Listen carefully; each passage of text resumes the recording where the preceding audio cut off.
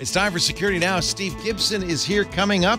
We're going to talk about the webcams that accidentally put everybody's video in everybody else's house. Patch Tuesday is here. Well, it was last week. Steve has some notes on that. Why the Flipper Zero is being banned in Canada. And a nightmare scenario with DNSSEC that could have brought the whole internet to its knees. Steve explains next on Security Now. Podcasts you love. From people you trust. This is TWiT. This is Security Now with Steve Gibson, episode 962, recorded Tuesday, February 20th, 2024. The internet dodged a bullet. This episode is brought to you by Panoptica. Panoptica, Cisco's cloud application security solution, provides end-to-end lifecycle protection for cloud-native application environments. It empowers organizations to safeguard their APIs, serverless functions, containers, and Kubernetes environments. Panoptica ensures comprehensive cloud security, compliance, and monitoring at scale, offering deep visibility, contextual risk assessments, and actionable remediation insights for all your cloud assets.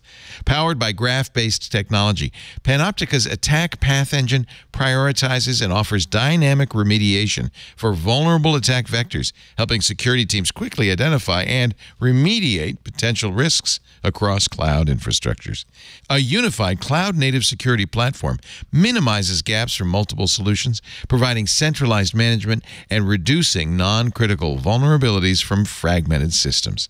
Panoptica utilizes advanced attack path analysis, root cause analysis, and dynamic remediation techniques to reveal potential risks from an attacker's viewpoint.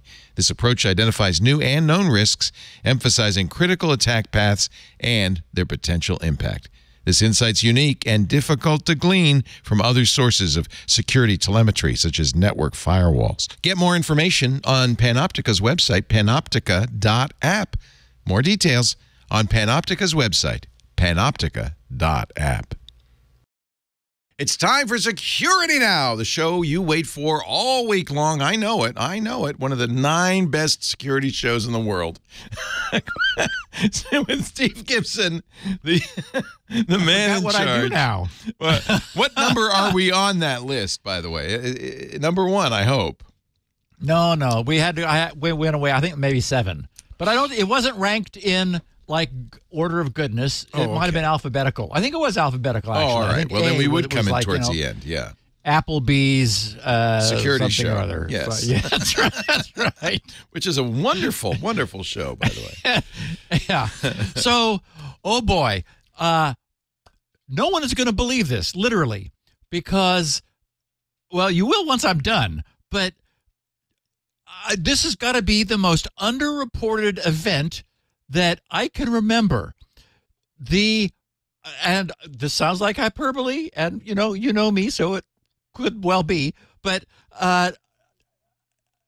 the whole internet was at risk for the last couple months. What? And a group of researchers silently fixed it. What?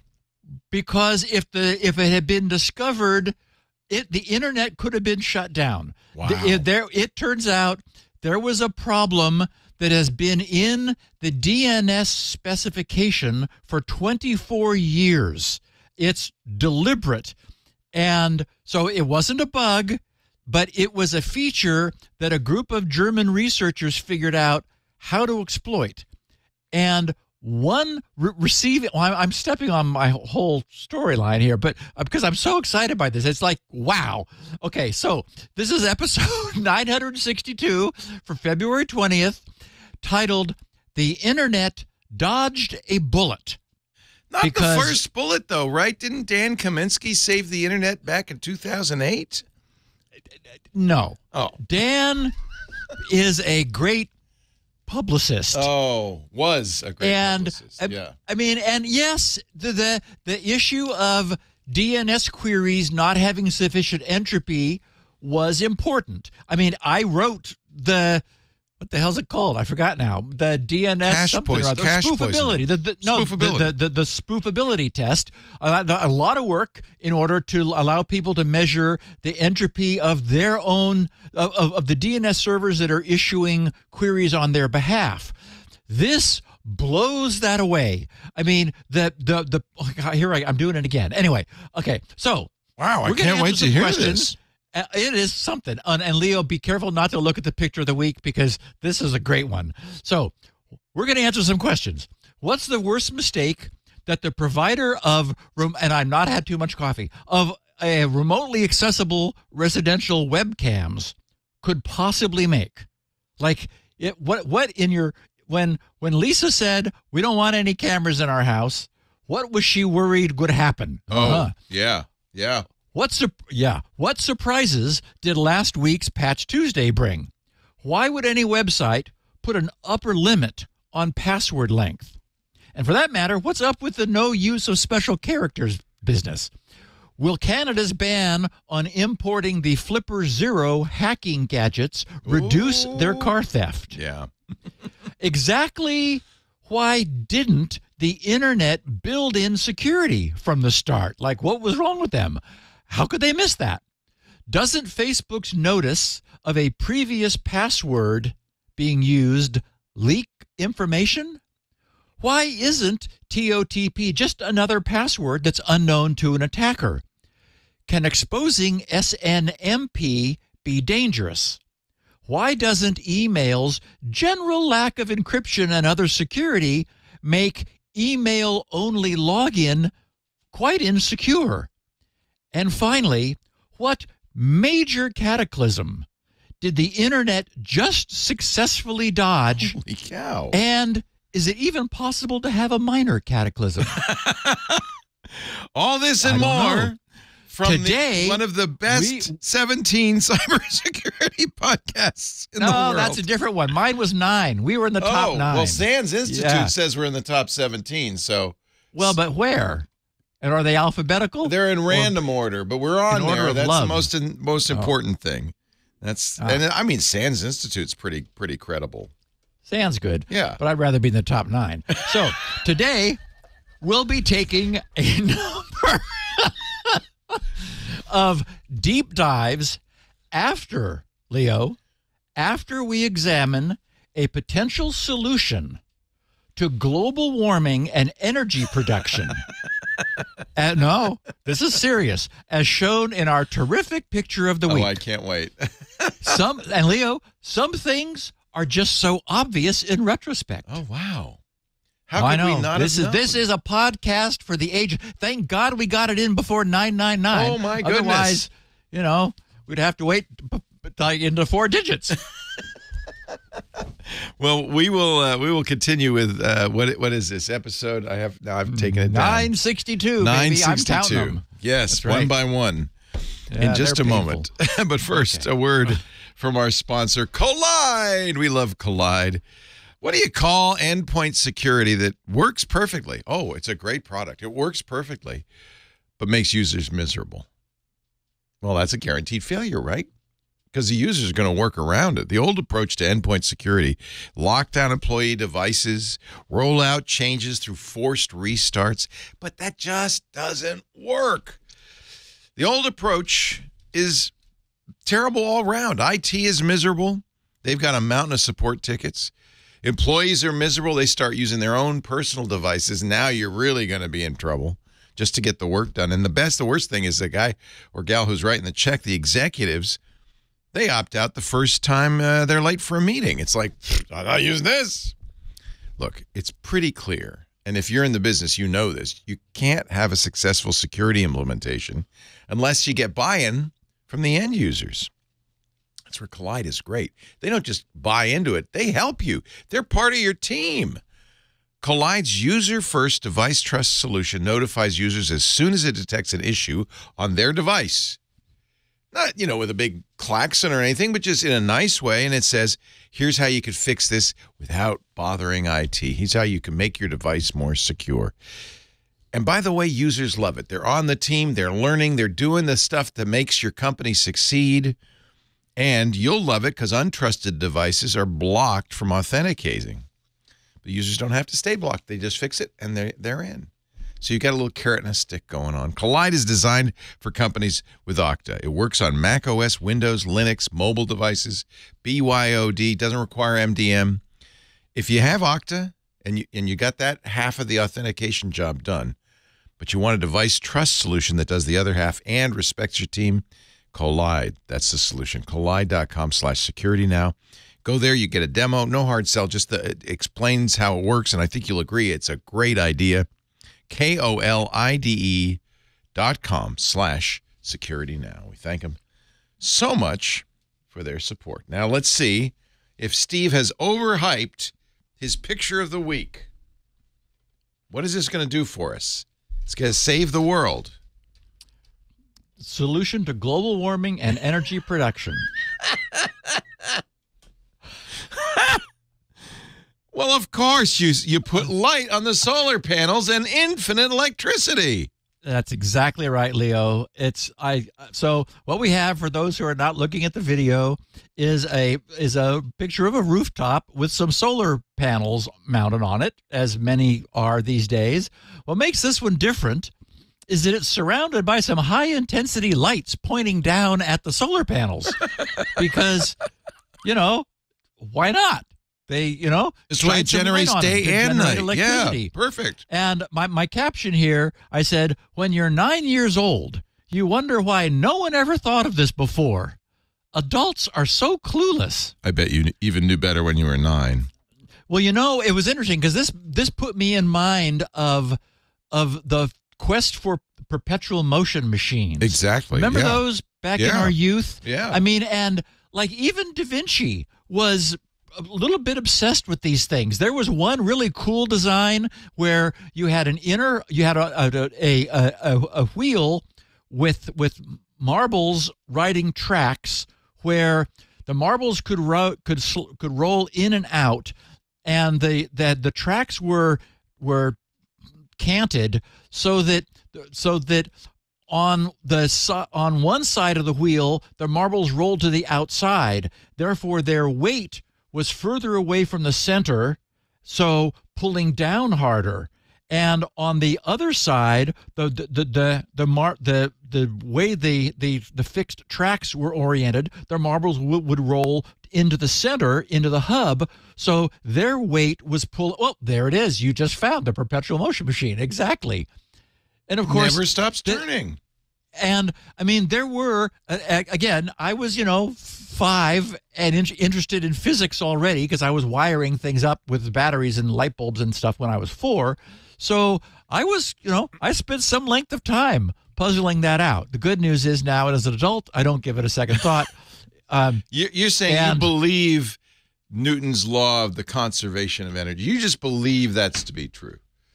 Well, the problem we have with our picture of the week is that lights are not 100% efficient in converting electricity into light. For example, they get warm, so you have some energy lost in heat, and the physics of the conversion are also not completely efficient. Solar panels are no more than 5 or 10% efficient at very best. And there you go. Yeah. So the idea would be you hook the output of the solar panel to the input of the lights, and then when the sun goes down, this just keeps going. Yeah. Somebody has a good point, though. Maybe those lights are hooked up to the neighbor's electricity. Well, and the only thing I could think when I was trying to find a rationale was that they might turn the lights on at night because for some wacky reason, whatever they're powering from the solar panels needs to be on all the time. Or maybe they turn it on cloudy days because for the same reason. So it's sort of a sun substitute because of dumbness. Because it is dumb. As you said, solar panels are way inefficient. So you're going to get much less juice out of the solar panels than you put into the array of lights, which are busy lighting them up. We're in a golden era for scammers. You're just going to see endless variations of this on YouTube and on Twitter. And using water to power your car, and this stuff just never dies. It never dies. Wait, does that work? I got to try that. No. Okay. No. So, in reporting the following story, Leo, I'm reminded of your wife Lisa's wisely, so to speak, because this story is about Wyze, forbidding cameras of any kind inside your home. 9 to 5 Mac's headline read, Wyze camera breach let 13,000 customers view other people's homes. Oh, boy. Tom's Hardware, Wyze security failure, yet 13,000 customers see into other users' homes. GeekWire, Wyze security cam incident that exposed images to other users impacts more than 13,000 customers. And even our good old bleeping computer, Wyze camera glitch, gave 13,000 users a peek into other homes.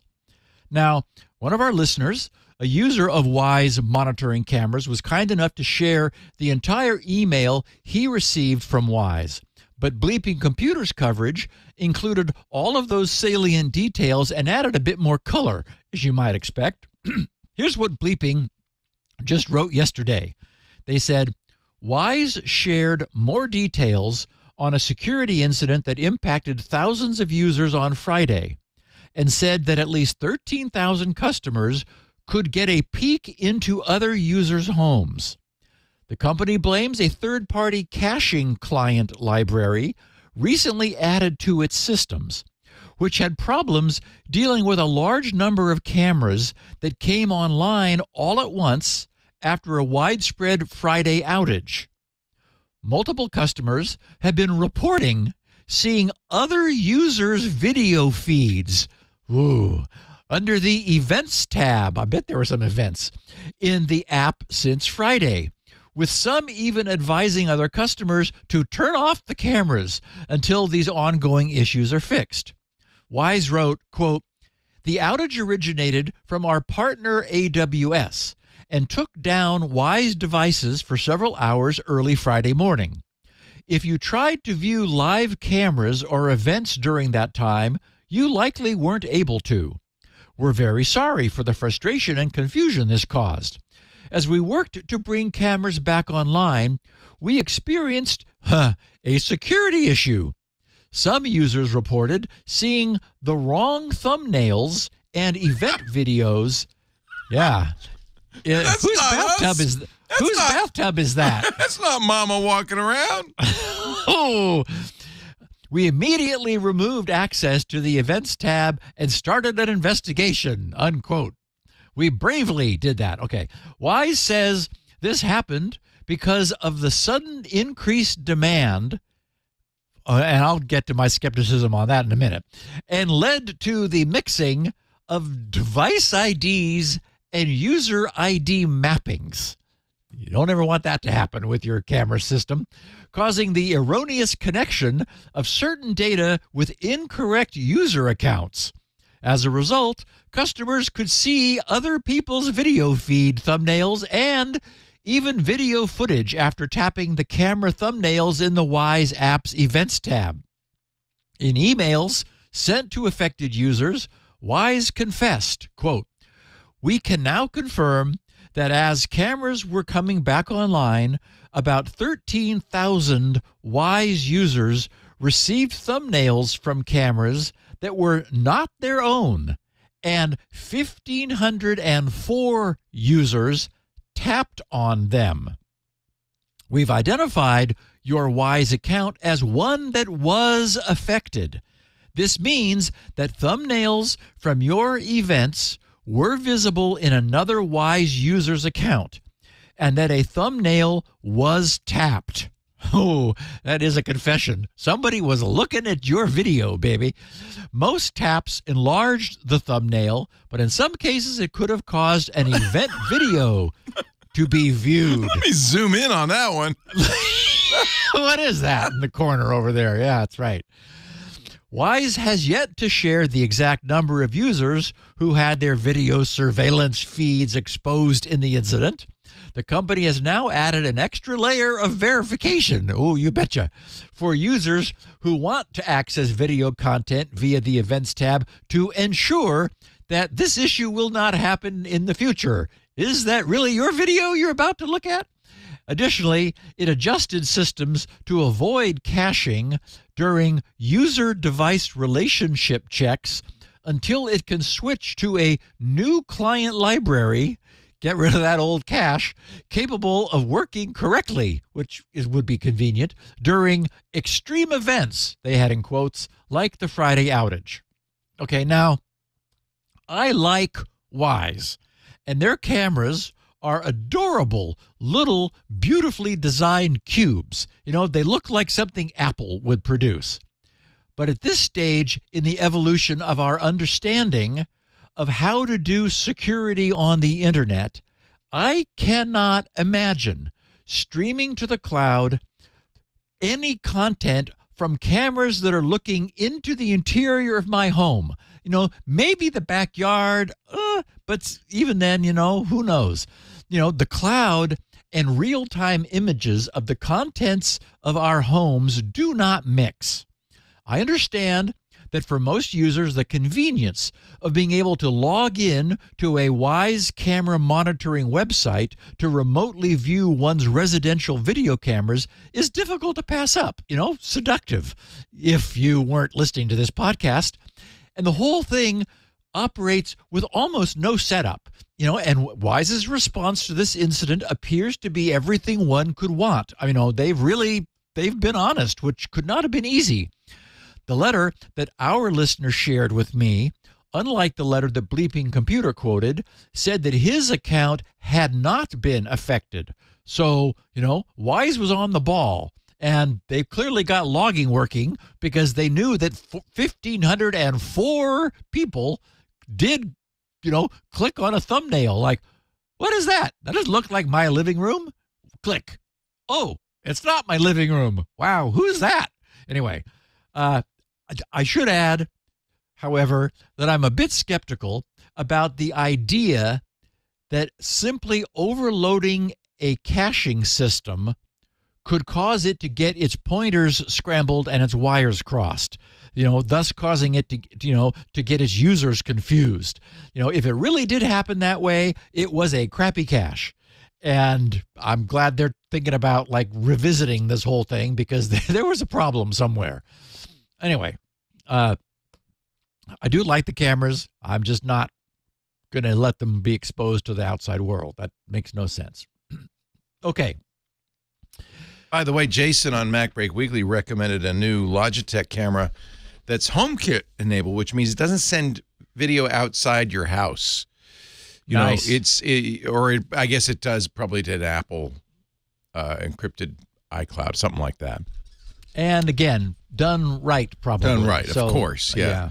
So HomeKit and security and Apple, that seems like a good choice. Yeah. It's too bad because the Wyze stuff is very inexpensive. I've been recommending it for years and using it too. So. Oh, I think, in fact, you order when they send you money. Yeah, It's amazing practically. how inexpensive. Yeah, It's they so are. inexpensive, And they're just beautiful little things. Yeah. It's too bad. Okay, we haven't checked in on a Microsoft Patch Tuesday for a while.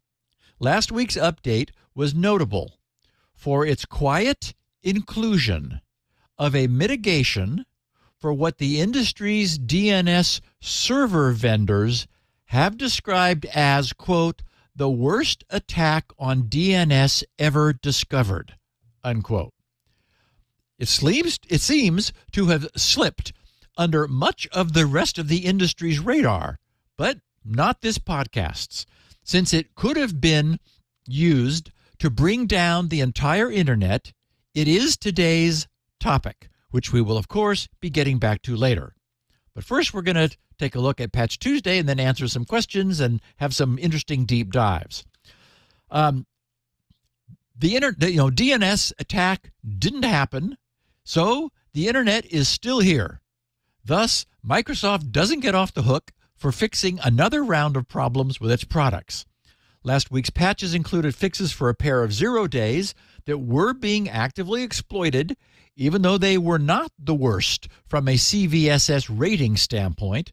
That goes to a different pair, which earned 9.8 CVSS ratings.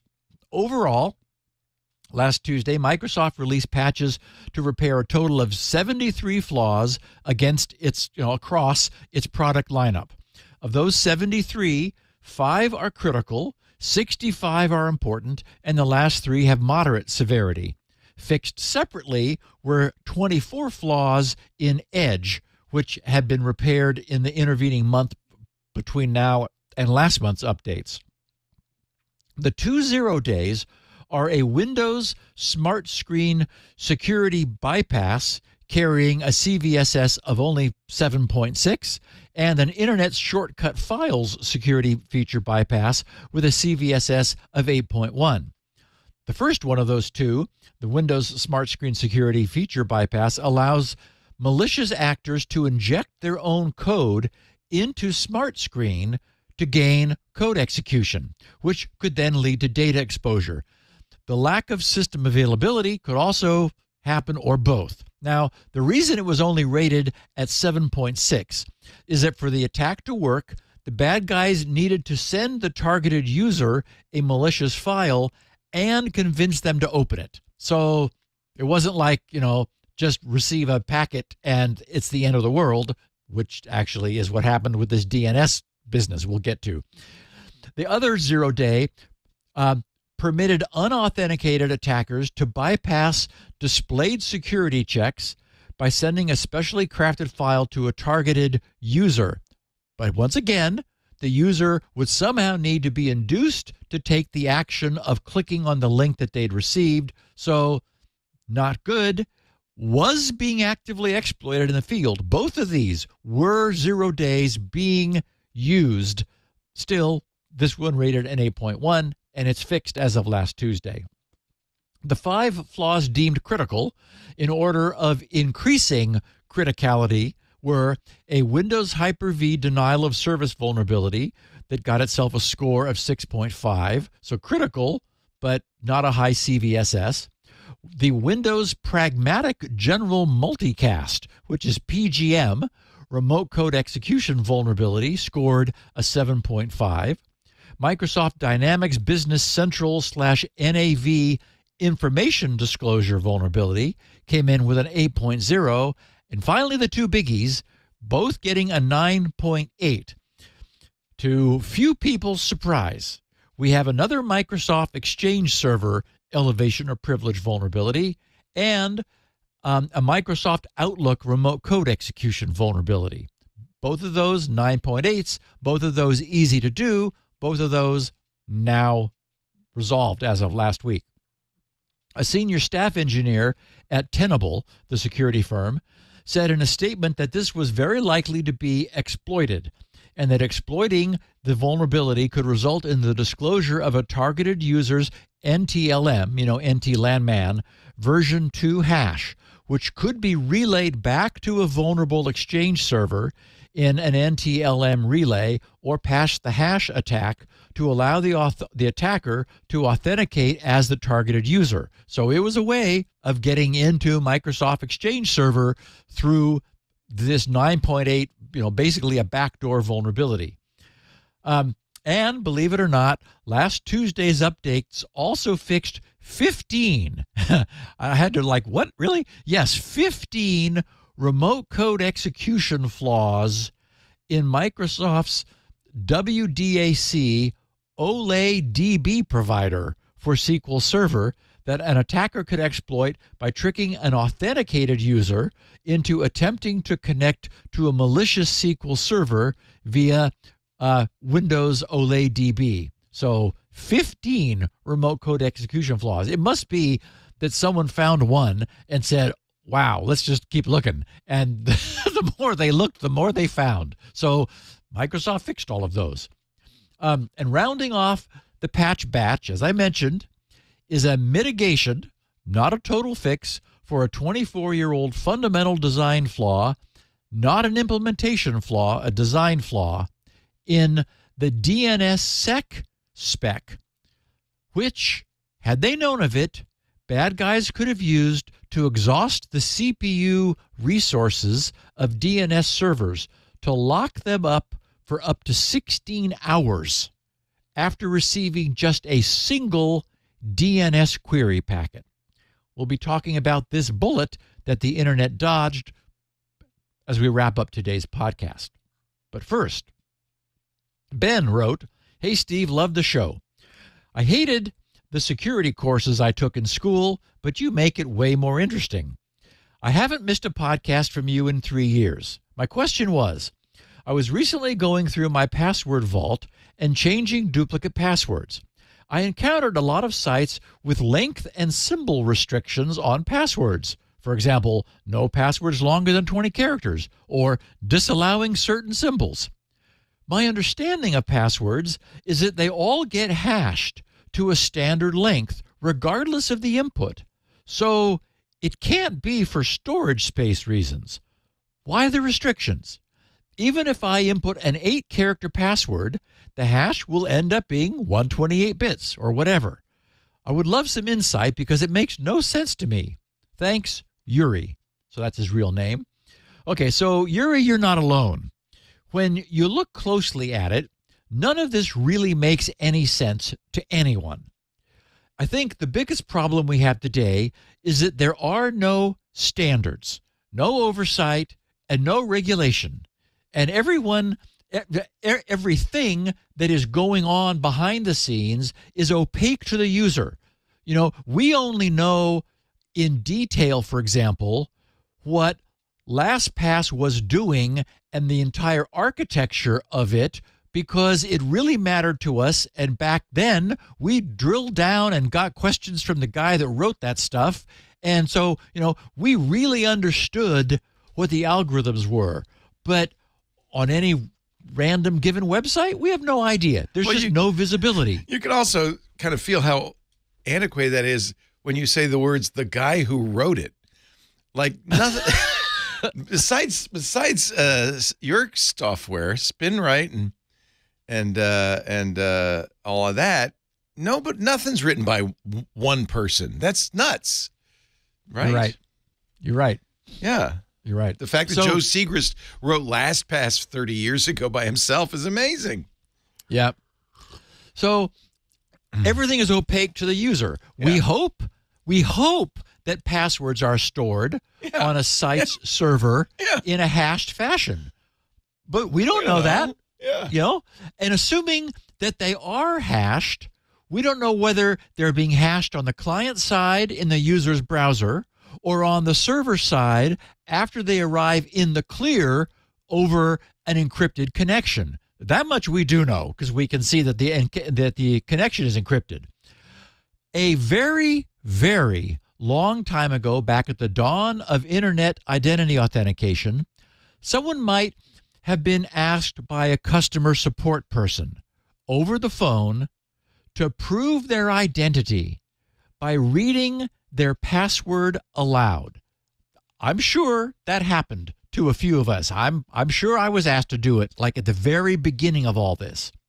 The person at the other end of the line would be looking at it on their screen, which they had pulled up for our account, to see whether what we read to them over the phone matched what they had on record. That's the way it used to be. Of course, as we know, this could only be done if passwords were stored as they actually were, given to the server in the clear, as indeed they originally were. And in that case, you can see why the use of special characters with names like circumflex, tilde, pound, ampersand, back apostrophe, and left curly brace might be difficult for some people at each end of the conversation to understand. Tilde? What's a circumflex? What's a circumflex? What? So, restricting the character set to a smaller common set of characters made sense back then. And we also know that in those very early days, a web server and a web presence was often just a fancy graphical front end to an existing monstrous old school mainframe computer, you know, up on an elevated floor with lots of air conditioning, and that computer's old account password policies predated the internet. So even after a web presence was placed in front of the old mainframe, its ancient password policies were still being pushed through to the user. Today, we all hope that none of that remains. But if we've learned anything on this podcast, it's to never discount the power and the strength of inertia. Even if there's no longer any reason to impose password restrictions of any kind, well, other than minimum length, that would be good, because the password A is not a good one. Restrictions may still be in place today simply because they once were. And hopefully, all consumers have learned the lesson to never disclose a password to anyone at any time for any reason. We see reminders from companies which are working to minimize their own fraud, explicitly stating that none of their employees will ever ask for a customer's password under any circumstances. And we're hoping that's because they don't have the passwords under any circumstances. They were hashed a long time ago, and they're just being stored.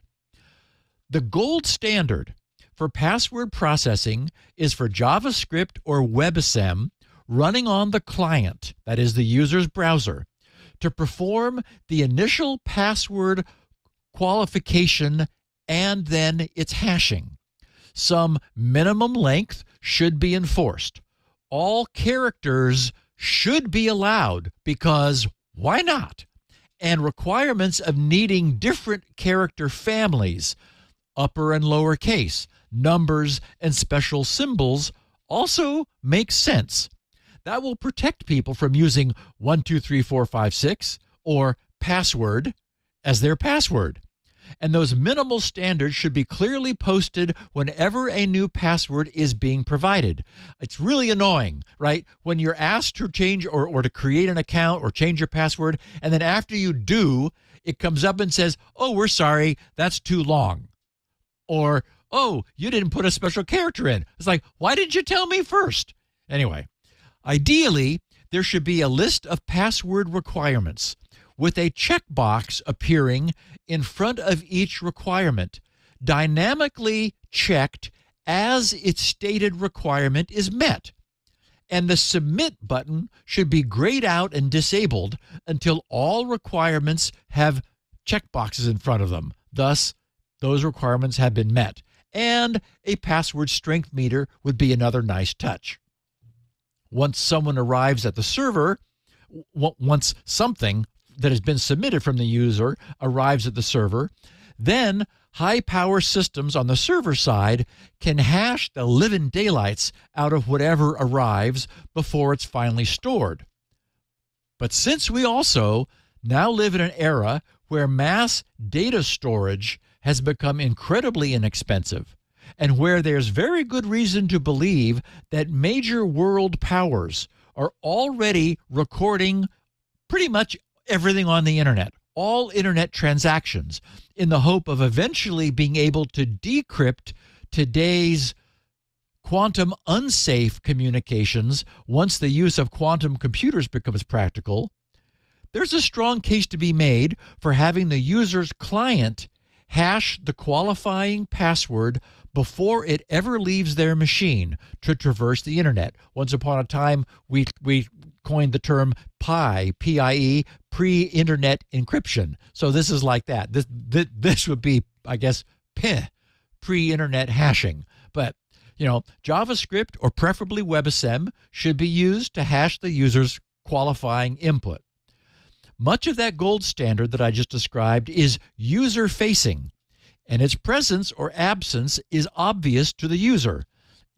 Unfortunately, we rarely see that going on today. It would be necessary to reverse engineer individual web applications if we wished to learn exactly how each one operates. Since avoiding the embarrassment of breaches and disclosures is in each company's best interest, and since none of the things I've described is at all difficult to deploy today, we can hope that the need to modernize the user's experience while improving their security will gradually overcome the inertia that will, always be present to some degree, but so we'll always be dragging forward some of the past, but at some point, everything should be catching up. I like Philippe, Philippe Mafra said, "Hello, Steve. First of all, I'd like to thank you and Leo for the great show. I'd like to bring you something very interesting that recently happened on this side of the border. The Canadian Industry Minister, Francois-Philippe Champagne, proudly tweeted on February 8th that they are banning the importation, sale, and use of hacking devices, such as Flipper Zero, that are being widely used for auto theft. This is an attempt to respond to the huge increase in auto thefts here in Canada. Even if I believe it's good that the government is trying to address this issue, I found myself rather than blocking the usage of such devices, it would be better if the industry was required to make things right by design. This pretty much aligns with last week's Security Now episode 960 regarding security on PLCs, programmable logic controllers, as we see no commitment from those industries to make their products safe by design. Anyways, I wanted to share this with you and get your perspectives. Thank you again for the show. Looking forward to 999 and beyond. Best regards, Philippe." Okay. In past years, we've spent some time looking closely at the automotive remote key unlock problem. What we learned is that it is actually a very difficult problem to solve fully, and that the degree of success that has been obtained by automakers varies widely. Some systems are lame, and others are just about as good as can be. And we've seen even very cleverly designed systems, like as good as they could be, fall to ingenious attacks. Remember the one where a system was based on a forward-rolling code that was created by a counter in the key fob being encrypted under a secret key, and the result of that encryption was transmitted to the car. This would create a completely unpredictable sequence of codes. Every time the unlock button was pressed, the counter would advance, and the next code would be generated and transmitted. And no code ever received by the auto would be honored a second time. So anyone snooping and sniffing the radio could only obtain code that had just been used and would no longer thus be useful again. So what did the super clever hackers do? They created an active attack. When the user pressed the unlock button, the active attack device would itself receive the code while simultaneously emitting a jamming burst to prevent the automobile from receiving it. So the car would not unlock. Since that happens when you're too far away from the car, and it's not that uncommon, the user would just shrug and press the unlock button again. This time, the active attacking device would receive the second code, emit another jamming burst to prevent the car from receiving the second code, then itself send the first code it had received to unlock the car. So the user would, have to press the button twice, but they just figured the first one didn't make it, second one unlocked the car. By implementing this bit of subterfuge, the attacker is now in possession of a code that the key fob has issued, thus it will be valid, but the car has never seen it. And it's the next key in the sequence from the last code that the car did receive.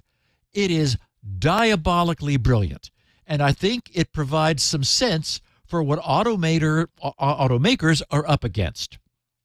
From a theoretical security standpoint, the problem is that all of the communication is one way, key fob to auto. The key fob is issuing a one-way assertion instead of a response to a challenge. What's needed to create a fully secure system would be for the key fob's unlock button to send a challenge request to the car. Upon receiving that request, the car transmits a challenge in the form of an unpredictable value resulting from encrypting a counter. Again, the counter is monotonic, upward counting 128 bits, and it will never repeat during the lifetime of the universe, let alone the lifetime of the car or its owner. So, upon receiving that unique challenge code sent by the car, the key fob encrypts that 128-bit challenge with its own secret key and sends the result back to the car. The car, knowing the secret kept by its key fobs, performs the same encryption on the code it sent and verifies that what the key fob has sent it was correct. Now, I cannot see any way for that system to be defeated. The car will never send the same challenge, and the key will never return the same response. And no amount of recording that challenge and response dialogue will inform an attacker of the proper responses to future challenges. If some attacker device blocks the reception, the car will send a different challenge, the key will respond with a different reply, and once that reply is used to unlock the car will no longer accept it again. So the only problem with this system is that now both endpoints need to contain transceivers capable of receiving and transmitting. Previously, the fob only had to transmit and the car only had to receive. So transceivers add some additional cost, though not much in production, since both already contained radios anyway. But what this does mean is that a simple software upgrade to the existing hardware installed base will not and cannot solve this problem. I doubt it's possible to create a secure one-way system that's safe against an active attacker while still reliably unlocking the vehicle without unduly burdening its user. The system I've just described is not rocket science. It's what any crypto-savvy engineer would design. And since this problem is also now well understood, I would be surprised if next-generation systems which fix this in this way once and for all were not already on and off the drawing board and headed into production. But that doesn't solve the problem which exists and which will continue to exist for all of today's automobiles. So now let's come back to Philippe's point about Canada's decision to ban the importation of devices such as the Flipper Zero. We know that doesn't solve the problem, but will it reduce the severity of the problem? Yeah, probably somewhat. Kits will spring up to allow people to build their own. Canada's a big place. There's nothing to prevent someone from firing up manufacturing and creating homegrown Flipper Zeros or their like. It's an open source device. The design is all there. What we keep seeing, however, is that low-hanging fruit is the fruit that gets picked and eaten. And many people won't take the time or trouble to exert themselves to climb a tree to obtain the higher hanging fruit. Hand them a piece, sure. Work for it, perhaps later. So I would argue that making car theft even somewhat more difficult will likely be a good thing. And the Flipper Zero is at best a hacker's gadget. It's not as if it has huge non-hacker applications. But it's a lot of fun. It is a lot of fun. And I was going to use it on my car, and then Russell said, don't, because you could actually lock yourself out of the car because the car's security features will see that you're doing it and will prevent you from using your regular fob after that. So I declined. But I was able to get into the office. I was able to clone our key fob and use it. Oh, yeah. It is I did a little bit of brushing up on it yesterday. Yeah, it's fun. It is a very cool device. I gave mine to Father Robert, so it's now in Italy. You gave it a good home. I think he's really going to get a lot of use out of it. And actually, from a hardware hacking standpoint, all of the little GPIO pins along the back, it's really cool. It's very, very It's a great cool device. And I think you could duplicate it with an Arduino or a variety of other devices. It's not that unique. But as we've seen, packaging counts. Like, sure.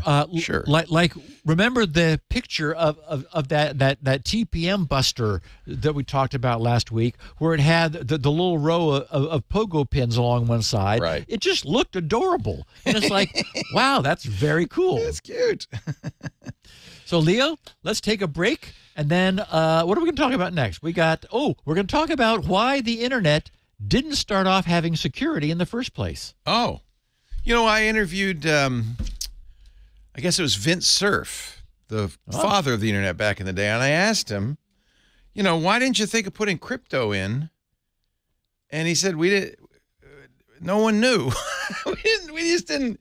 He said we would now. We now know how, people use the internet, but at the time. Anyway, I'd be very curious to what you have to say about this one. But first, a word from our sponsor, Vanta. From dozens of spreadsheets to fragmented tools and manual security reviews. Does that sound familiar? Managing the requirements for modern compliance and security programs is just out of hand. It's just gotten out of hand. Vanta, V-A-N-T-A, is the leading trust management platform that helps you centralize your efforts to establish trust and enable growth across your organization. G2 loves Vanta. Year after year, here's a very typical review from a chief technology officer. Quote, "There is no doubt about Vanta's effect on building trust with our customers. As we work more with Vanta, we can provide more information to our current and potential customers about how committed we are to information security, and Vanta is at the heart of it." She was very happy with Vanta. Automate up to 90% of compliance. Strengthen your security posture, streamline security reviews, and reduce third-party risk, all with Vanta. And speaking of risk, Vanta is offering you a free risk assessment. Very easy to do, no pressure. Vanta.com/security now. Generate a gap assessment of your security and your compliance posture. This is information I know nobody wants to know, but you need to know. Discover your shadow IT and understand the key action to de-risk your organization. It's all at Vanta.com/security now. Your free risk assessment awaits. V-A-N-T-A, Vanta.com/security now. I love their slogan. Compliance that doesn't sock too much. I guess, it's kind of an in-joke. I like it. All right, Steve, on we go. So M. Scott tweets, "Steve, I'm wondering about your thoughts.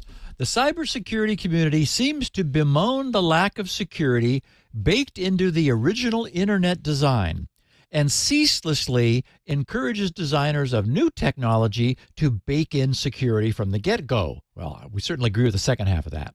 "Several books I'm reading for a cyber and information warfare class suggest that government regulation to require security is the answer and should have been placed on the internet in the initial design. However, I suspect if security had been a mandate on day one, the robust cyber community we have today would not exist. I see the internet as more of a wicked problem where solutions and problems emerge together, but cannot be solved up front. Your thoughts? Thank you for your continued service to the community." Okay. I suppose that my first thought is that those writing such things may be too young to recall the way the world was when the internet was being created. I'm not too young. I was there looking up at the IMP, the Interface Message Processor, a big imposing white cabinet sitting at Stanford's AI lab in 1972 as the thing known at the time as DARPANET was first coming to life. The problems these authors are lamenting, not being designed in from the start, didn't exist before the internet was created. It's the success of the internet and its applications that created the problems and thus the needs we have today. Also, back then, we didn't really even have crypto yet. It's nice to say, well, that should have been designed in from the start. But it wasn't until 4 years later, in 1976, that Whit Diffie, Marty Hellman, and Ralph Merkle invented public key crypto. And a huge gulf exists between writing the first academic paper to outline a curious and possibly useful theoretical operation in cryptography and designing any robust implementation into network protocols. No one knew how to do that back then, and we're still fumbling around, finding mistakes in TLS decades later. And one other thing these authors may have missed in their wishful timeline is that the applications of cryptography were classified by the U.S. federal government as munitions. Oh, yeah. In 1991, Yeah. 19 years after the first imps were interconnected, Phil Zimmerman, PGP's author, had trouble with the legality of distributing PGP over the internet. Today, no one would argue that security should always be designed in from the start. And we're still not even doing that very well. We're still exposing unsecurable web interfaces to the public-facing internet, and that's not the internet's fault. So anyone who suggests that the internet should have been designed with security built in from the start would have to be unaware of the way the world was back when the internet was actually first being built. Some of us were there. Yeah, and Vince Cerf did say the one thing he would have added had they been able to was encryption. That's exactly right. Yeah, but they just couldn't at the time. No, I mean, it didn't exist. It literally, sure. I mean, we knew about the Enigma machine. Right. But, you're not going to have gears and wires on your computer. To do that. Yeah. It's like, what? No. Yeah. So, we were playing around with these ideas. But, and Leo, remember also when HTTPS happened, when Navigator came out and SSL was created, there was a 40-bit limit on any cipher that would leave the U.S. Right. So, we had 128 bits, as long as it didn't try to make a connection outside the U.S. I mean, it was a mess back then. It was. It was. Yeah. Jonathan Haddock said, "Hi, Steve. Thanks for the podcast. Having been listening from very early on. Was just listening to episode 961 last week and the section about Facebook telling users they entered an old password. A downside of this practice is that an attacker knows the incorrect password was one that the person has used. Given the prevalence of password reuse, the attacker is then in possession of a confirmed previous password that could still work for that user elsewhere. A middle ground would be to simply say when the password was last changed. That way, the user experience is maintained, but the previous validity of the password is not exposed. Thanks again, Jonathan." And I think he makes a very good point. It's not as useful to tell a user that their password was recently changed, but the fact is, but the fact is that it could be useful to an attacker. That is, just telling the user your password was changed last Tuesday. Well, okay, that's definitely more useful. But the difference that Jonathan is pointing out is that if a bad guy is guessing passwords and is told by Facebook, well, close, you got close. This is the password from last week. Well, now the attacker knows he can't get into Facebook with that password, but he may be able to get into something else this user logs into with that password if they haven't, if they were reusing that password elsewhere. So it's weird because something was bothering me a little bit when we talked about this last week. Like, Why isn't this a problem? It turns out there is some information leakage from Facebook telling their users that. Probably it's worth doing still, but I'm glad that Jonathan brought this up. Yeah, absolutely. Sean Milochik said, and while we're sharing, I said, and while we're sharing brilliant observations from our listeners, here's one from Sean Milochik. He said, on the topic of passwordless email-only login, I think the largest benefit to the companies is that that is using email links for login, which we talked about last week. Yeah. He said the largest benefit to the companies is that this practically eliminates password sharing. Oh, you're right. Yep. Isn't that cool? Yep. Yes. Yep. He says it's one thing to give someone your password for a news or a streaming site. It's quite another to give them access to your email and probably the ability to reset your banking password, among other things. So, Sean, brilliant point. Thank you. Lars Exeler said, hi, Steve. Love the show and just became a Club TWiT member. He said, I'm wondering about TOTP as a second factor. So a password is the something you know factor. A TOTP is the something you own factor. My question is, isn't the TOTP just based on a lengthy secret in the QR code? So in my mind, it's just like a second password with the convenience of presenting itself as 6 digits because it's combined with the actual time. What am I missing here? Regards from Germany, Lars. Okay.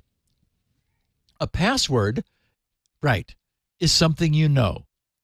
But the way to think of the TOTP, which is based upon a secret key, is that it's transient and time-limited proof of something else you own or know, but transient and time-limited proof. And as we know, a password can be used over and over. But in any properly designed TOTP-based authentication, the 6-digit token not only expires every 30 seconds, but each such token is invalidated after its first use. This means that even an immediate replay attack, which still fits inside that 60-second expiration window, will be denied. It's those two distinctions that make the TOTP a very powerful and different form of second factor. Yeah, you're not. If you were sharing the secret every time, then it would just be another password. But you're not. Right? That's not floating back and forth. You are proving that you know the secret. Exactly. Without sharing it, and that's a key. That's one step better. A little bit better. Gavin Lano wrote, and this is a long one, but this needs to be shared. Dear Steve, I first came across GRC in the early 2000s for recovering hard disks and your Shields Up scanner, just as I was starting the career. I was at the start of a career in IT and IT security. About a year ago, I rediscovered you on the Security Now podcast and also discovered the wider TWiT network. The Security Now podcast over the last year is now the highlight of my week and even goes so far as to have a diary note in my calendar so I can try to listen to the creation live. Thank you. At what is late night where I live. Wow. Gavin hails from Germany. He said, this week I discovered an issue with routers provided by one of our local ISPs, and I thought if there was ever a reason to drop you a message worthy of your time, this was it. And I would add, even worthy of our listeners' time. He said, over my 30 years or so in IT, I, as I'm sure we all have, gathered a number of people who we look after for home user, family, and friends IT support. I noticed over the last week or so, some of my 400 or so private clients were reporting strange issues. They reported to be getting warnings when browsing that sites were dangerous, and were getting a lot of 404s from streaming services which weren't working, and connections to email services via IMAP secured with SSL were not working. Connection and certificate errors and such. When I sat back and thought about it, all the users were on the same ISP and were all using the ISP provided router. He said, side note, I usually recommend replacing the ISP's router with something more substantial, but when it's working fine or doesn't need anything better, like a single elderly home user with an iPad and nothing else, it's hard to justify the spend. So he says, I got access to one of the user's routers, and after some investigation, I found that the DNS servers listed just didn't look right. A trace route showed the server was in the Netherlands, and we're in Guernsey, Germany. The listed owner of the IP had nothing to do with the local ISP. Reverting the DNS servers to the ISP's addresses resolved all the issues. And he says, later I reset them to Quad 9. And here it is. I also found that the ISP had left SNMP enabled on the WAN interface with no restriction. And the username and password to gain access to the router were both admin. That's for their convenience, not yours. Oh, boy. That's exactly right. He said, I have rotated through all of my other customers that have the same router and am locking them down, checking the DNS servers, disabling SNMP, and resetting the password. I may even go so far as replacing the routers in their entirety because they may have also been compromised in some other yet undiscovered way. Yes, I would say that he's been listening to this podcast. He said, I wrote to the ISP yesterday to explain the issue and received a call back today. It did take me some time to explain that any suitably skilled bad actor can connect to the routers via SNMP, which, simple network management protocol. And boy, is it dangerous. With the default credentials, admin. Oh, my God. And reconfigure, and reconfigure the router settings. The engineer I was speaking to had trouble comprehending how this was possible without the web management enabled on the WAN side. But he eventually understood. We contacted another customer while we were talking, and he got to see the issue firsthand and is taking this up with their security team internally. Good. Lord, I hope so. He said, my understanding for their reason, here it is, Leo, get this. My understanding for their reason for this configuration is, believe it or not, it was on purpose. They want to be able to remotely connect to a customer's router to assist in fault finding. Yep. And they won't have to look very far. Yep. They have a script that connects to the routers via SNMP and enables web management on the WAN interface. There you have it right there. Jesus. For a period of time, and then later it removes the web-based access again. They didn't consider that the open SNMP management interface with default credentials is an easy way to guess community string, and an easy way to guess community string could be exploited in this way. We never thought of that. Yeah, wow. What? Yeah, we're accessing them remotely. But that's us. You mean bad guys can too? Jeez. Wow. The engineer, he says, the engineer did seem quite disgruntled. Get this, disgruntled. that I often replace the ISP provided routers. But as I explained to him, if it has a vulnerability on it, I'm going to replace it without any consideration for their convenience of remote diagnosis. Jeez. He said, "Thank you, Steve. I hope this may get a mention on the show and how.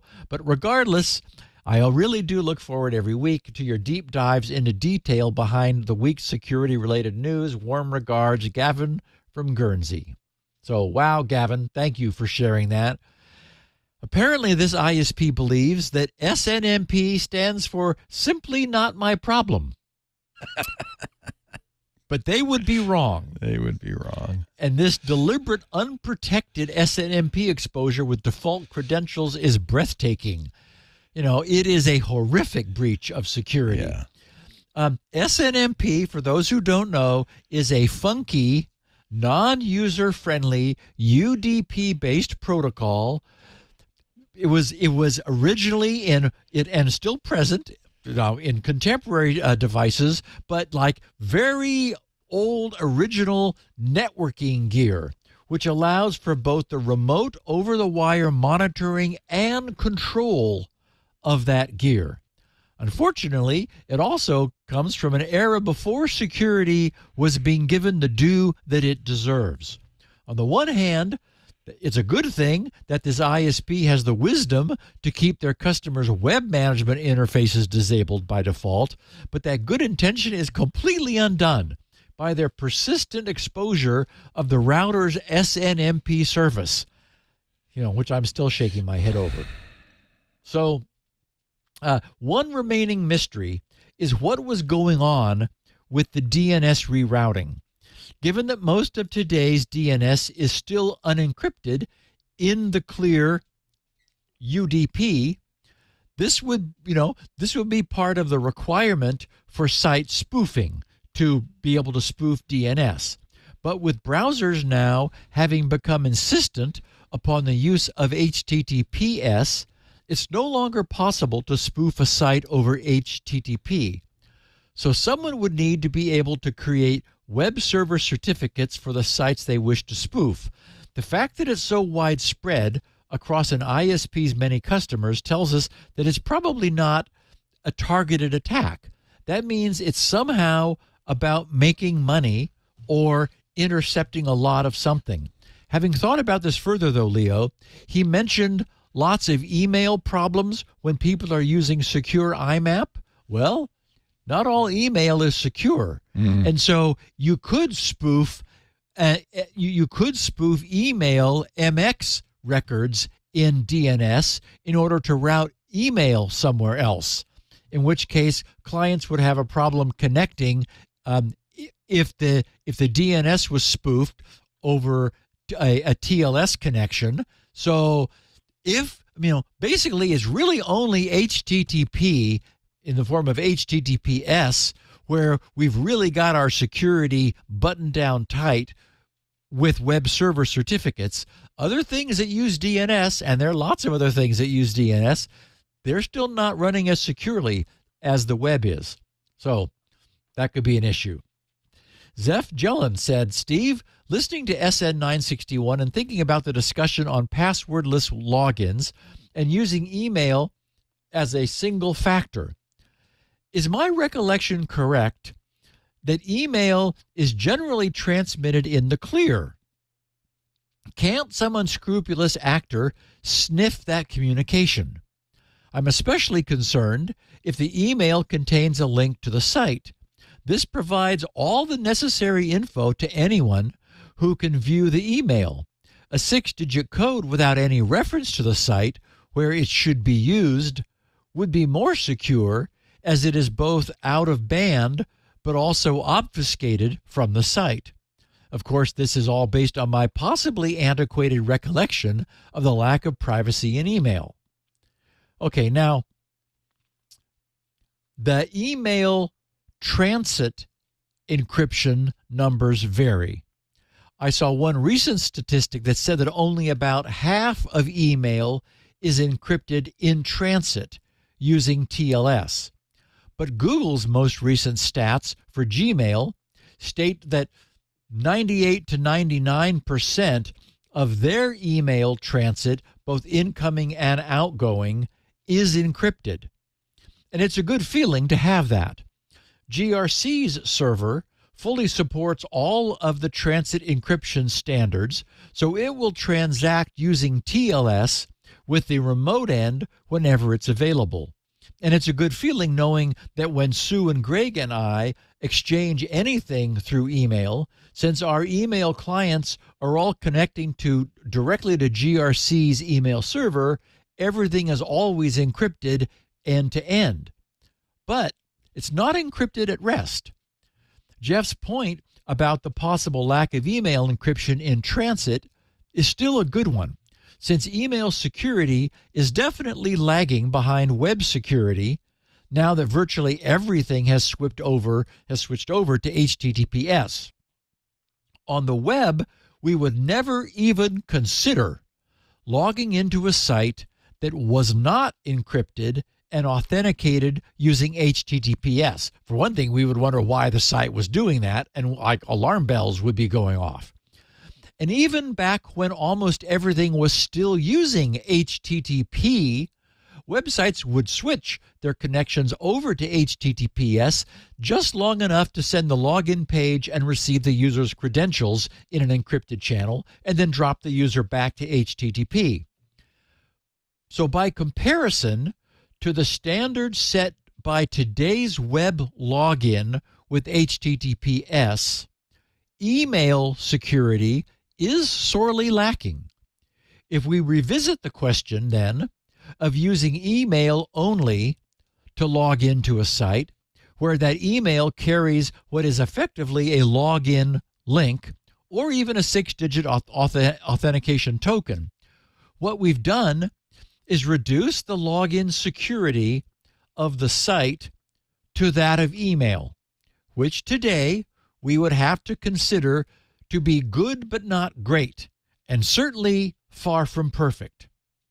Another difference worth highlighting is that a web browser's connection to the website it's logging into is strictly and directly end-to-end encrypted. The browser has a domain name, and it must receive an identity-asserting certificate that is valid for that domain. But this has never been true for email. Although modern email does tend to be point-to-point, with the server at the sender's domain directly connecting to the server at the recipient's domain, that's not always, nor is it necessarily true. Email has always been a store and forward transport. Depending upon the configuration of the sender and receiver's domains, email might make several hops from start to finish. And since the body of the email doesn't contain any of its own encryption, that email at rest is subject to eavesdropping. Last week I coined the term login accelerator to more clearly delimit that value added by a password. And the whole point of the email loop authentication model is the elimination of the something you need to know factor.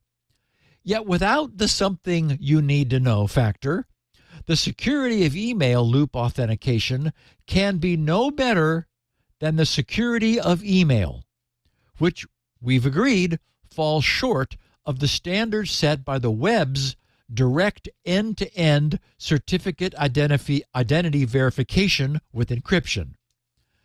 As a result of this analysis, we might be inclined to discount the notion of email loop authentication as being inferior to web-based authentication with all of its fancy certificates and encryption, except for one thing: the ubiquitous "I forgot my password, get out of jail free" link is still the party spoiler.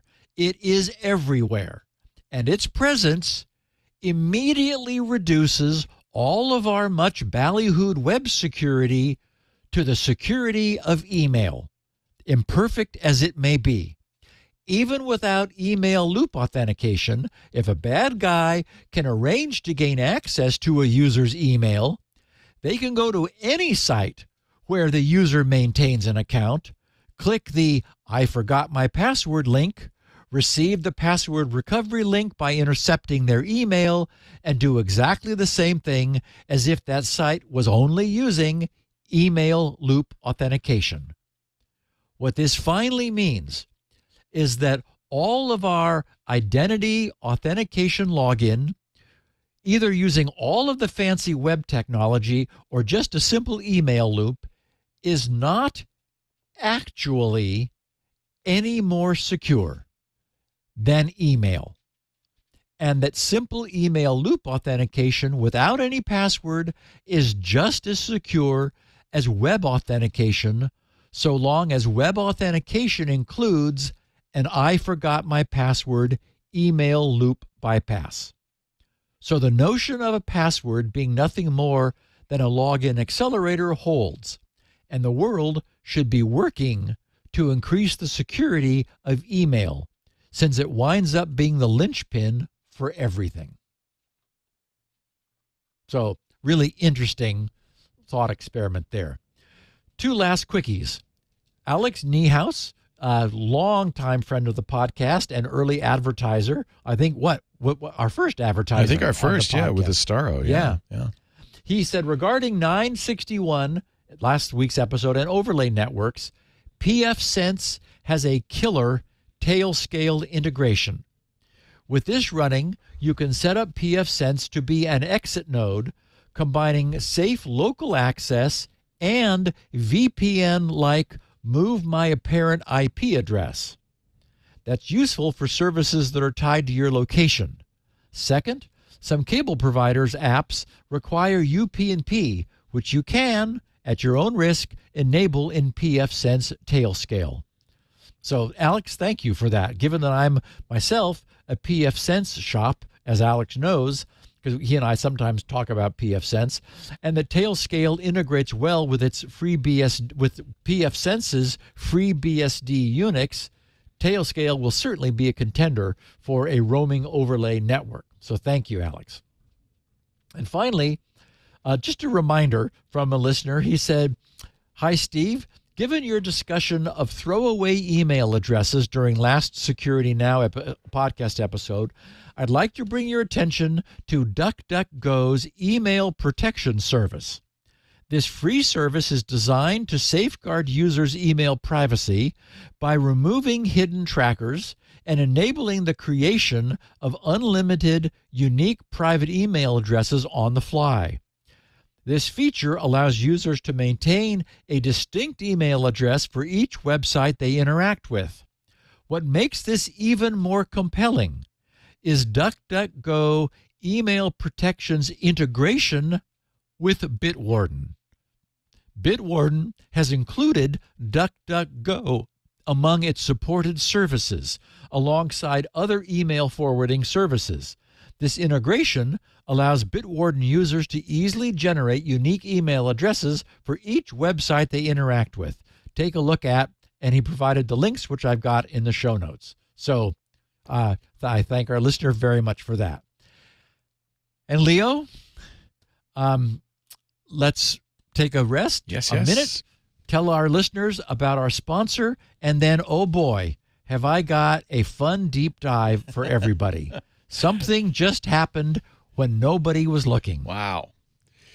Well, one thing I'd like to do, we've got a couple of things I'd like to take care of. One is, you've mentioned Club Twit a couple of times now. I probably should give people more information about that. More and more I look at what's going on the internet in terms of supposedly tech news sources or tech review sources. And more I think, we're kind of old-fashioned here at TWiT. Nobody would deny that Steve and I are not old-timers. We don't generate link bait. We don't make stuff up. We don't do fake reviews. We buy the products we review. Really kind of old school, but a little bit out of step with the way things are today. Now, I hope, and I think that you probably like what we do. You are listening to shows, after all. But we're going to need your support because, frankly, I'm not an influencer with 1 million subscribers on YouTube. Steve should be, but he's not either. We don't do thumbnails of us going, oh my God. We don't, overhype stuff. We do our jobs, and I think we do a very good job, but advertisers want the other one. So it's getting harder and harder to get advertising dollars. That means, in the past, we've been able to support ourselves entirely that way. We need to rely on you a little bit. And I think it's kind of a better way to do it, because we know we're giving you what you want when you give us that $7 a month as a member of Club TWiT. What do you get? Ad-free versions of all the shows, this show included. You get, we are now putting out audio of all of the shows that we used to have behind the Club TWiT paywall, but you will get video of all those shows if you're a Club TWiT member. You get access to the Discord, lots of additional content we don't put out, like Stacy's Book Club, the banner before and after shows, things like that. And most importantly, you get the good feeling to know that you're supporting the kind of technology journalism that I think we need more than ever. So if you agree with me, please visit twit.tv/Club TWiT. You can buy this show individually. If you say, I only listen to Security Now, that's $2.99 a month. There's a link there as well. Twit.tv/Club TWiT. But I do appreciate your support. Let's see, we're up to 11,292 paid members. That means about 300 people joined this week. Thank you to those. And let's get another 300 next week. It makes a big difference. And we figure we really probably need to get to 35,000 members to be absolutely sustainable in the long run. So we're only about a third of the way there. So please make up the difference, if you will, at twit.tv/Club TWiT. This episode of Security Now brought to you by good friends. They've been with us a long time, IT Pro TV, now known, and this is important, as ACI Learning, okay? So when you hear ACI Learning, no, that's the guys at IT Pro TV. They've been with our network for as long as since 2013. That's more than 10 years, as long as they've been around. When they first started, they came to us immediately. And now, as part of ACI Learning, IT Pro has really expanded what it can do, providing even more support for IT individuals and teams. ACI Learning covers all your needs, not just IT, but cybersecurity and audit as well. You'll get a personal account manager who'll help you make sure there is no redundancy in your training. You're not wasting your time or money or theirs. Your account manager will work with you to ensure your team only focuses on the skills that matter to you and your organization. Leave that unnecessary, costly training behind, which, by the way, also keeps your employees happy. That team, they don't want to see videos about stuff they already know. They want to learn new things. They love learning new things. And ACI Learning has kept all the fun, all the personality of IT Pro TV, all the deep, passionate love for this stuff that IT Pro TV is famous for, and amplifying their robust solutions for all your training needs. Let your team be entertained as well as informed with short format content. And now, thanks to ACI Learning, over 7,200 hours, 7,200 hours of absolutely up-to-date content, covering the latest certs, the latest exams, the latest information, the stuff you need to know. Visit go.acilearning.com/twit. If you've got a team, fill out the form. The discounts are based on the size of your team, and they go as high as 65% off. Fill out the form, find out how much you can save on an IT Pro Enterprise Solution Plan when you visit go.acilearning.com/twit. And as always, we thank ACI Learning for their support of Security Now. Okay, this I've been waiting all day for, Steve. What the heck? Okay. Are we in trouble? No. Oh, good. The bullet was dodged, but the story is really interesting. The vulnerability has been codenamed KeyTrap, and if ever there was a need for responsible disclosure of a problem, this was that time. Fortunately, responsible disclosure is what it received. What the German researchers who discovered this last year realized was that an aspect of the design of DNS, specifically the design of the secure capabilities of DNS, known as DNSSEC, could be used against any DNSSEC-capable DNS resolver to bring that resolver to its knees. The receipt of a single UDP DNS query packet could effectively take the DNS resolver offline for as many as 16 hours, pinning its processor at 100% and effectively denying anyone else that server's DNS services. It would have therefore been possible to spray the internet with these single packet DNS queries to effectively shut down all DNS services across the entire globe. Servers could be rebooted once it was noticed that they had effectively hung, but if they again received another innocuous-looking DNS query packet, which is their job after all, they would have gone down again. Eventually, of course, the world would have discovered what was bringing down all of its DNS servers, but the outage could have been protracted, and the damage to the world's economies could have been horrendous. So now you know why this podcast is titled, The Internet Dodged a Bullet. We should never underestimate how utterly dependent the world has become on the functioning of the internet. I mean, it's like, what don't we do with the internet now? Like all of our entertainment, all of our news, do I have an FM radio? Or I'm not sure. Okay, the detailed research paper describing this was just publicly released yesterday, though the problem, as I said, has been known since late last year. Here's how the paper's abstract describes what these German researchers discovered to their horror. They wrote, "Availability is a major concern in the design of DNSSEC. To ensure availability, DNSSEC follows Postel's law, which reads, 'Be liberal in what you accept and conservative in what you send.' Hence, name servers should send not just one matching key for a record set, but all the relevant cryptographic material. In other words, all the keys for all the ciphers that they support and all the corresponding signatures. This ensures that validation will succeed, and hence availability, even if some of the DNSSEC keys are misconfigured, incorrect, or correspond to unsupported ciphers, will be maintained." They write, "We show that this design of DNSSEC is flawed. By exploiting vulnerable recommendations in the DNSSEC standards, we develop a new class of DNSSEC-based algorithmic complexity attacks on DNS, which we dub KeyTrap attacks. All popular DNS implementations and services are vulnerable.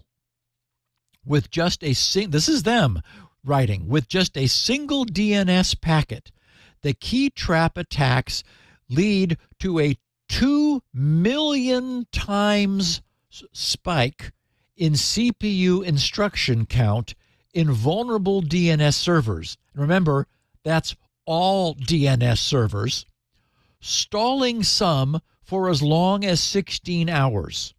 This devastating effect prompted major DNS vendors to refer to KeyTrap as the worst attack on DNS ever discovered. Exploiting KeyTrap, an attacker could effectively disable internet access in any system utilizing a DNSSEC validating resolver. We disclosed KeyTrap to vendors and operators on November 2nd, 2023.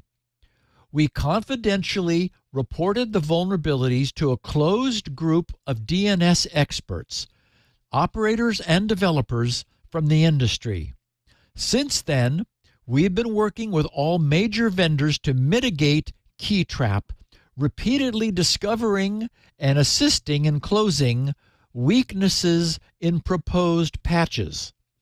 Following our disclosure, an umbrella CVE was assigned. Okay, so believe it or not, all that just actually happened, as they say, behind closed doors.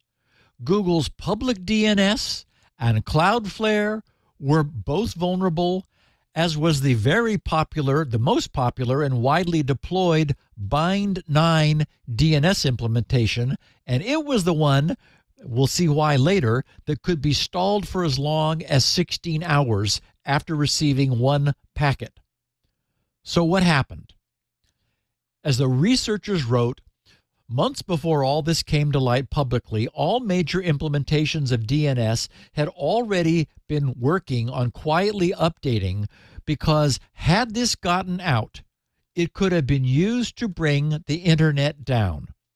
With Microsoft's release of patches, which included mitigations for this last week, and after waiting a week for them to be deployed, the problem is mostly resolved, if you'll pardon the pun. I say largely because this is not a bug in an implementation. And apparently even now, as we'll see, some DNS servers will still have their processors pinned, but they will still at least be able to answer other DNS query functions. It sounds as though thread or process priorities have been changed to prevent the starvation of competing queries, and we'll actually look at in a minute at the strategies that have been deployed. Characterizing this as a big mess would not be an exaggeration. KeyTrap exploits a fundamental flaw in the design of DNSSEC, which makes it possible to deliberately create a set of legal but ultimately malicious DNSSEC response records, which the receiving DNS server will be quite hard-pressed to untangle. Once the researchers had realized that they were onto something big, they began exploring all of the many various ways DNS servers could be stressed. So they created a number of different attack scenarios. I want to avoid getting too far into the weeds of the design and operation of DNSSEC. But at the same time, I suspect that this podcast's audience will appreciate seeing a bit more of the detail so that the nature of the problem can be better appreciated. The problem is rooted in DNSSEC's provisions for the resolution of key tag collisions, the handling of multiple keys when they're present, and multiple signatures when they're offered. I'm going to quote 3 paragraphs from their research paper, but just sort of let it wash over you so that you'll get some sense for what's going on without worrying about understanding it in any detail. You will not be tested on your understanding of this. Okay, so they explain. We find that the flaws in the DNSSEC specification are rooted in the interaction of a number of recommendations that in combination can be exploited as a powerful attack vector. Okay, so first, key tag collisions. They write, DNSSEC allows for multiple cryptographic keys in a given DNS zone. Zone is the technical term for a domain, essentially. So when they say zone, they mean a DNS domain.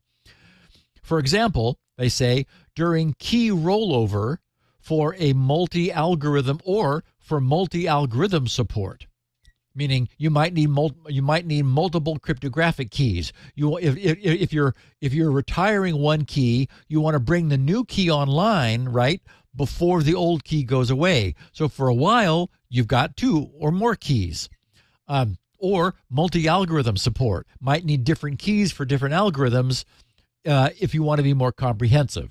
So they said, consequently, when validating DNSSEC, DNS resolvers are required to identify a suitable cryptographic key to use for signature verification. Because, the zone is signed, so you want to verify the signature of the zone to verify it's not been changed. That's what DNSSEC is all about, is preventing any kind of spoofing. So they said DNSSEC uses key tag values to differentiate between the keys, even if they are of the same zone and use the same cryptographic algorithm. So they just could be redundant keys for some reason. They said the triple of zone, algorithm, and key tag is added to each respective signature to ensure efficiency in key signature matching. Again, don't worry about the details.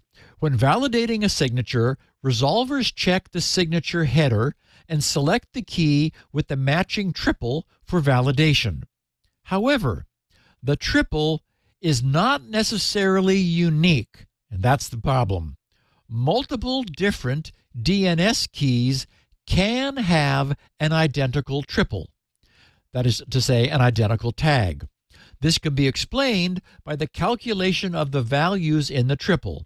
The algorithm identifier results directly from the cipher used to create the signature and is identical for all keys generated with a given algorithm.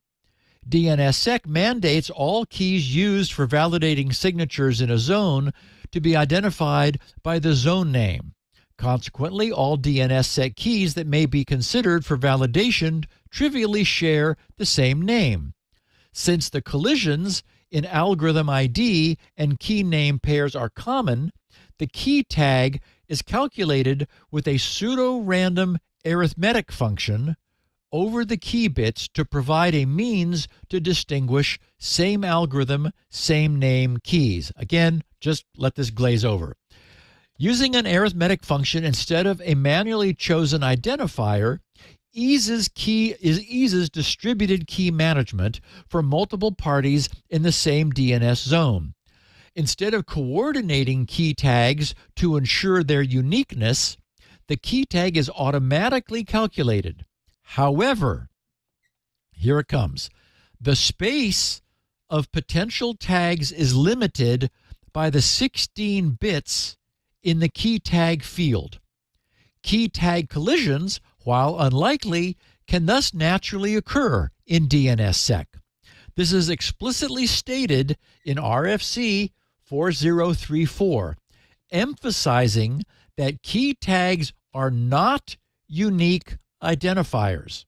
As we show, colliding key tags can be exploited to cause a resolver not to be able to uniquely identify a suitable key efficiently, but to have to perform validations with all the available keys, inflicting computational effort during signature validation. Okay, now just to interrupt this for a second. Cryptographic keys are identified by tags, and those tags are automatically assigned to those keys. Work on DNSSEC began way back in the 1990s, when the Internet's designers were still counting bits and were assigning only as many bits to any given field as would conceivably be necessary. Consequently, the tags being assigned to these keys were, and are still today, only 16 bits long. Since these very economical tags only have 16 bits, thus one of 64K possible values, inter-tag collisions, while unlikely, one of 65536, and we've got the birthday paradox, which makes collisions happen more often than you'd expect. If DNSSEC were being designed today, tags would be the output of a collision-free cryptographic hash function, and there would be no provision for resolving tag collisions because there would be none. The paragraph I just read said the key tag is calculated with a pseudo-random arithmetic function. In other words, something simple from the 90s that scrambles and mixes the bits around but doesn't do much more. Like a salad spinner or something. Right, exactly. Yeah. Just basically, it's still salad, it's just better now. Consequently, servers need to consider that key tags are not unique. And what the attack is it deliberately makes all the key tags identical, forcing the server to check them all. Oh, brilliant. Yes. Yes. How many key makes tags them- can you put in there? We're getting there. We're getting there. But you make them all the same, and the server can't use it to select the key. It's got to try them all. Right. So the first attack is key tag collisions. Literally, they all collide. Okay. On to the next problem, multiple keys. The DNS specification mandates that a resolver must try all colliding keys until it finds a key that successfully validates the signature, or all keys have been tried. Of course. Right. What could possibly go wrong? That's right. The requirement is meant to ensure availability, meaning DNSSEC will try as hard as it can to find a successful signature. Even if colliding keys occur, such that some keys may result in failed validation, the resolver must try validating with all the keys until a key is found that results in a successful validation. This ensures that the signed record remains valid and the corresponding resource therefore remains available. However, what they call this eager validation can lead to heavy computational effort for the validating resolver, since the number of validations grows linearly with the number of colliding keys. So, for example, if a signature has 10 colliding keys with identical algorithm identifiers, the resolver must conduct 10 signature validations before concluding that the signature is invalid. While colliding keys are rare in real-world operation, we show that records created to deliberately contain multiple colliding keys, meaning all the keys are colliding, can be efficiently crafted by an adversary, imposing heavy computation upon a victim resolver. Okay, and the third and final problem is multiple signatures. The philosophy, they said, of trying all the cryptographic material available to ensure that the validation succeeds also applies to the validation of signatures. Creating multiple signatures for a given DNS record can happen, for example, during a key rollover. The DNS server adds a signature with the new key, while retaining the old signature to ensure that some signature remains valid for all resolvers until the new key has been propagated. Thus, parallel to the case of colliding keys, the RFCs specify that in the case of multiple signatures on the same record, a resolver should try all the signatures it received until it finds a valid signature or until it's used up all the signatures. Okay, so we have the essential design features which were put into the DNSSEC specification in a sane way. I mean, all this makes sense, with the purpose of never failing to find a valid key and signature for a zone record. Their term for this, of course, is eager validation.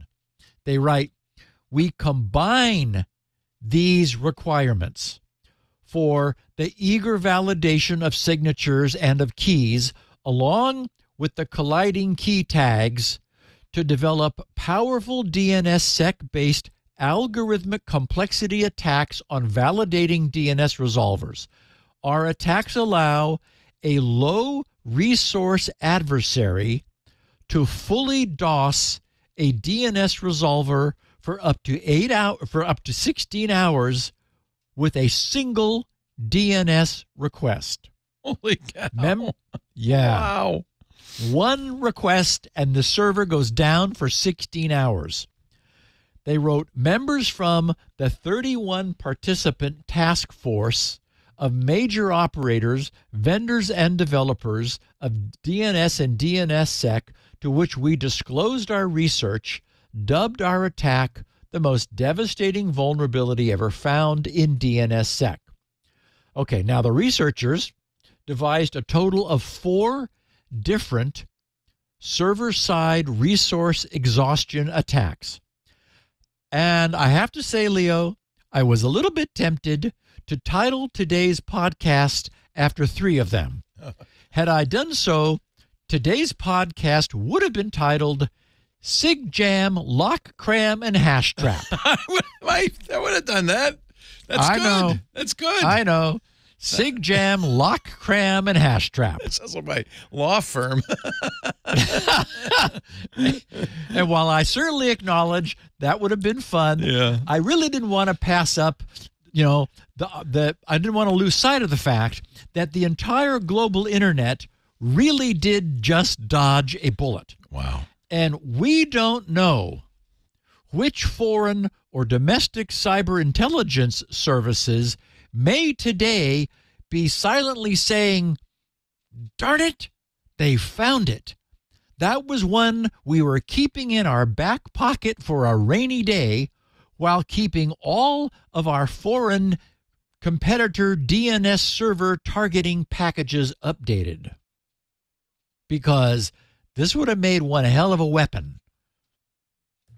Okay, so what are the 4 different attacks?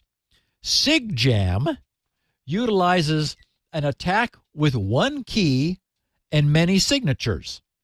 They write, the RFC advises that a resolver should try all signatures until a signature is found that can be validated with the DNS key. This can be exploited to construct an attack, we're going to answer your question, Leo, about how many, using many signatures that all point to the same DNS sec key. Using the most impactful algorithm, meaning the most time-consuming to verify, an attacker can fit 340 signatures into a single DNS response. Wow. Thereby causing 340 expensive cryptographic signature validation operations in the resolver until the resolution finally fails by returning serve fail response to the client. That shouldn't take 16 hours. It gets better. Oh, there's more. Because that's linear. We're going to go quadratic in a minute. Oh, good. The SigJam attack is thus constructed by leading the resolver to validate many invalid signatures on a DNS record using 1 DNS key. Okay, the lock-cram attack does the reverse, using many keys and a signal signature. They write, following the design of SigJam, we develop an attack vector we dub lock-cram. It exploits the fact that resolvers are mandated to try all keys available for a signature until one validates or all have been tried. The lock-cram attack is thus constructed by leading a resolver to validate one signature over a DNS record having many keys. For this, the attacker places multiple DNS keys in the zone, which are all referenced by signature records having the same triple, name, algorithm, key tag. This is not trivial, as resolvers can deduplicate identical DNS key records and their key tags need to be equal. A resolver that tries to authenticate a DNS record from the zone attempts to validate its signature. To achieve that, the resolver identifies all the DNS keys for validating the signature, which, if correctly constructed, conform to the same key tag. An RFC-compliant resolver must try all the keys referred to by the invalid signature before concluding the signature is invalid for all keys, leading to numerous expensive public key cryptography operations in the resolver. And the next attack, the key sig trap, combines the 2 previous attacks by using multiple keys and multiple signatures. They say the key sig trap attack combines the many signatures of SigJam with the many colliding DNS keys of lock-cram, creating an attack that leads to a quadratic increase in the number of validations compared to the previous two attacks. SigLock Jam Cram is so much worse. Wow. Yeah, you don't want one of those. Oh. The attacker creates a zone with many colliding keys and many signatures matching those keys.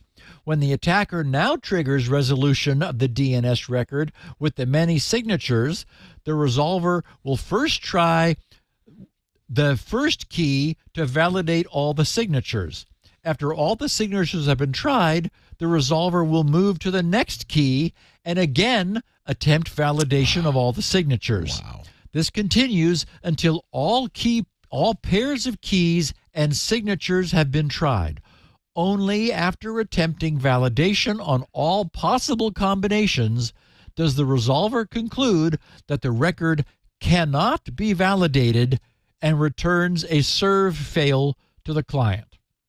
Okay, now, elsewhere in their report, when going into more detail about this SIG key trap, they explain that they were able to set up a zone file containing 582 colliding DNSSEC keys and the same 340 signatures that we saw in SIGJAM.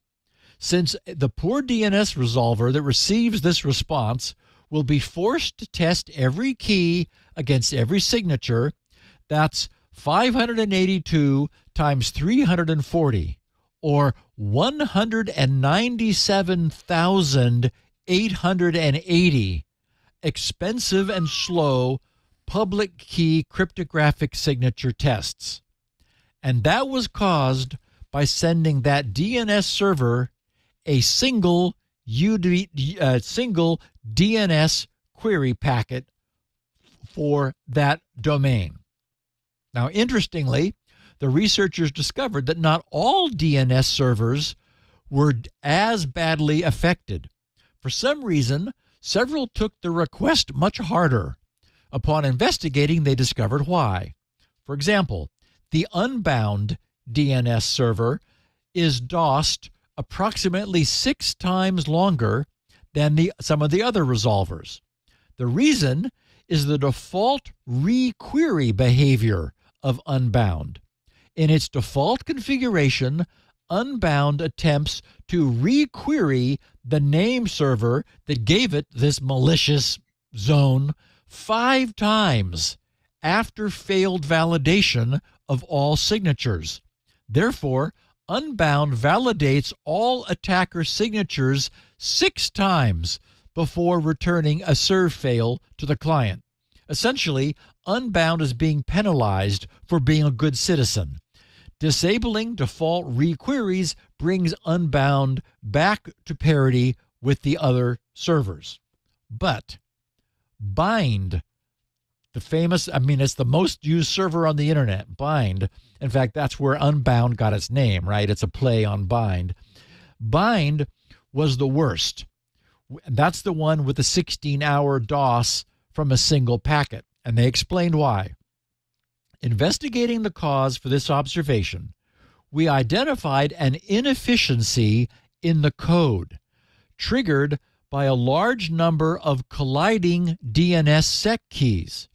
The routine responsible for identifying the next DNSSEC key to try against a signature does not implement an efficient algorithm to select the next key from the remaining keys. Instead, it reparses all keys again until it finds a key that has not been tried yet. This algorithm does not lead to inefficiencies in normal operation where there might be a small number of colliding keys. But when many keys collide, the resolver spends a large amount of time parsing and reparsing the keys to select the next key, which extends the total response duration of the DOS to 16 hours. So what all of this should make clear is that these potential problems arise due to DNSSEC's deliberate, eager to validate design. The servers are trying as hard as they can to find a valid key and signature match. DNS servers really want to attempt all variations, which is exactly, unfortunately, what gets them into trouble. The only solution will be something heuristic. We've talked about heuristics in the past. They can be thought of as a rule of thumb, and they usually appear when exact solutions are not available, which certainly is the case here. As we might expect, the researchers have an extensive section of their paper devoted to what to do about this mess. And they worked very closely for months with all the major DNS system maintainers to best answer that question. I'll skip most of the blow-by-blow, but you know, here's a bit that gives you sort of a sense and a feeling for it. Under the subhead, Limiting All Validations, they wrote, the first working patch capable of protecting against all variants of our attack was implemented by Akamai. In addition to limiting key collisions to 4 and limiting cryptographic failures to 16, the patch also limits total validations in any requests to 8. In other words, they basically just said it is Akamai patched their DNS to say, okay, it's unreasonable for anyone to expect our server to work this hard. There are not really going to be that many key collisions in a DNSSEC zone. There aren't, it's just not going to happen in real life. And we're not going to constantly be failing. So let's just stop after we've got 4 key collisions. We're just going to say, sorry, time's up. We're not going to go any further. And let's just stop after we've had 16 cryptographic failures, no matter what kind and what nature. That's all we're going to do, because it's unreasonable for any valid DNSSEC zone to have more. And we're also going to cap the total limit of validation requests to 8. So then they wrote, evaluating the efficiency of the patch, we find the patched resolver does not lose any benign request, meaning DOS is avoided, even under attack with greater than 10 attacking requests per second. In other words, it doesn't fix the problem, it mitigates it, it gets it under control. The load on the resolver does not increase to problematic levels under any type of attack at 10 malicious requests per second, and the resolver does not lose any benign traffic. It thus appears that the patch successfully protects against all variations of KeyTrap attacks. Nevertheless, they said, although these patches prevent packet loss, they still do not fully mitigate the increase in CPU instruction load during the attack. It's still an attack. The reason that the mitigations do not fully prevent the effects of the KeyTrap attacks is rooted in the design philosophy of DNSSEC. Notice, however, that we are still closely working with the developers on testing the patches and their performance during attack and normal operation. Still as in today still. Okay, so the disclosure timeline, the responsible disclosure timeline for this is extra interesting, since it provides a good sense for the participants and the nature of their efforts and interactions over time. So in the following, they wrote, we describe the timeline of disclosure to indicate how the vulnerability was reported and how we worked with the experts from industries to find solutions for the problems we discovered.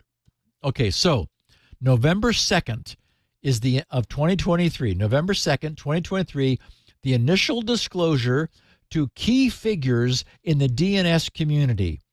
They said both confirm that KeyTrap is a severe vulnerability requiring a group of experts from industry to handle. 5 days go by. Now we're at November 7th. Confidential disclosure to representatives of the largest DNS deployments and resolver implementations, including Quad9, Google Public DNS, Bind9, Unbound, Power DNS, Not, and Akamai. The group of experts agree that this is a severe vulnerability that has the potential to cut off Internet access to large parts of the Internet in case of malicious exploitation. A confidential chat group is established with stakeholders from the DNS community, including developers, deployment specialists, and the authors. That is, the researchers here. The group is continuously expanded with additional experts from the industry to ensure every relevant party is included in the disclosure. Potential mitigations are discussed within the group. 2 days later, November 9th, we share KeyTrap zone files to enable developers to reproduce the attacks locally, facilitating the development of mitigations. November 13th, after 4 days, Akamai presents the first potential mitigation of KeyTrap by limiting the total number of validation failures to 32. That doesn't work. November 23rd, 10 days later, Unbound presents its first patch, limiting cryptographic failures to a maximum of 16 without limiting collisions. Also a non-starter. Next day, Bind9 presents the first iteration of a patch that forbids any validation failures. Okay, now we jump to December 8th. So a couple of weeks go by. The CVE is assigned to the KeyTrap attacks, although nothing is disclosed. It's just an umbrella CVE to encompass them all. Now we move to January 2nd this year, 2024, beginning of the year. After discussions with the developers, we find some have problems recreating the attack in a local setup. We thus provide them an updated environment with a DNS server to ease local setup and further facilitate testing of patches. In other words, the researchers actually put this live on the internet so that the DNS developers could DOS their own servers. March 1st, a month goes by, or 2 months go. No, I'm sorry. The next day, I'm getting the dates are in an odd, day, month, and year. Anyway, so January 3rd, Bind9 presents the second iteration of a patch limiting validation failures. Same day, they said our newly implemented DS hashing attack proves successful against all mitigations which do not limit key collisions, including Bind9 and Unbound, and is disclosed to the group. So, whoops, patch again, everybody. January 16th, our AnyType attack circumvents the protection from limiting colliding keys and limiting cryptographic failures. And on January 24th, the first working patch is presented by Akamai. Other resolvers are implementing derivatives of the countermeasures to protect against the attacks. And so now we get to the reports and the German discoverers of this final conclusions. They write, our work revealed a fundamental design problem with DNS and DNSSEC, strictly applying Postel's law to the design of DNSSEC introduced a major and devastating vulnerability in virtually all DNS implementations. With just one maliciously crafted DNS packet, an attacker could stall almost any resolver, for example, the most popular one, Bind9, for as long as 16 hours. The impact of KeyTrap is far-reaching. DNS evolved into a fundamental system in the internet that underlies a wide range of applications and facilities, new and emerging technologies. Measurements by APNIC show that in December of 2023, 31.47% of web clients worldwide were using DNSSEC validating resolvers. Therefore, our KeyTrap attacks have effects not only on DNS itself, but also on any applications using it. An unavailability of DNS may not only prevent access to content, but risks also disabling other security mechanisms like anti-spam defenses, public key infrastructure, or even interdomain routing security like our PKI or Rover. Since the initial disclosure of the vulnerabilities, we've been working with all major vendors on mitigating the problems in their implementations. But it seems that completely preventing the attacks will require fundamentally reconsidering the underlying design philosophy of DNSSEC. In other words, to revise the DNS standards. So as we can see, as I titled this podcast, the internet really did dodge a bullet. And I got to say, it's also terrific to see that the technical and operational level of all of this, at that level, we have the ability to quickly gather and work together to resolve any serious trouble that may arise. Fortunately, that doesn't happen very often, but it just did. And it's like, whew, exactly. Everybody is breathing a deep sigh. It was never exploited by anybody. Do we know? Or Nope. No. As far as we know, I mean, had it been, it would have been discovered. You would know. Yeah. Basically, they reverse engineered this from the spec, kind of going, well, what if we were to do this? And what if we were to do that? And when the servers went offline, they thought, whoops. Yeah. What if we did that? Oh, hello. Yep. And how can we make it worse? And how can we make it worse? And how can we make it worse? Well, good research. And let's hope everybody fixes their... it's ironic because there was a huge push to get everybody to move to DNSSEC for a while. We talked about it a lot. Yep. Oh, well. Yep. Steve, another fabulous show in the can, as they say. Steve Gibson is at grc.com. You didn't hear anything about SpinRite on today's episode.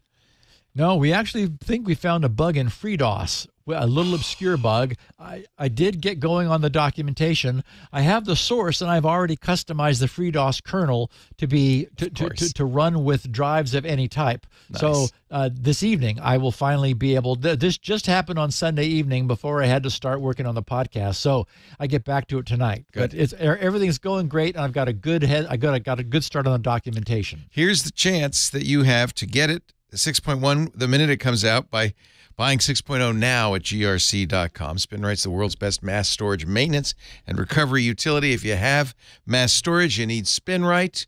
And you can actually get 6.1 right now if you want to be a beta tester. It's available as well. All that's at grc.com, along with a copy of this show.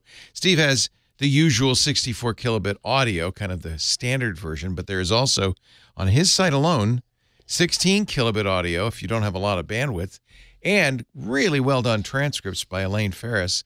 All of that's at grc.com, along with SpinRite, Shields Up, ValiDrive, the Decombobulator, DNS benchmark. The DNS benchmark, still a big download, right? A lot of people download that. Number one utility we've ever produced. I think it's amazing. I think we're 8 million downloads. Wow. Well, I have it. That's for sure. I use it all the time.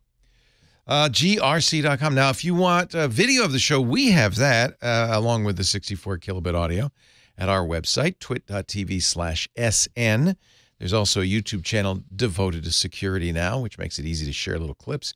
And, of course, the best thing to do is get a podcast client and subscribe. That way you'll get it automatically the minute it is available. Steve and I get together to do this show right after MacBreak Weekly. That's Tuesdays, supposedly 1:30 Pacific, although usually it's sometime between 1:30 and 2 p.m. Pacific. That's 1:30 is 4:30 to 5 p.m. Eastern, 21:30 UTC. If you want to tune in and watch us as we do it live, we stream live on youtube.com/twit and, of course, in our Club Twit Discord. After the fact, though, you can get the show here on the website or Steve's website, or subscribe and listen at your leisure, which is probably the best thing. Steve, thank you so much. Have a wonderful week, and we'll see you next time. Thank you, my friend. Yeah, we got one more week of... Where did February go? Wow. Yeah. Well, we'll be back, not leap day, but we'll be back in a week. Thank you, Steve. Okay, buddy. Take care. Bye. Security now.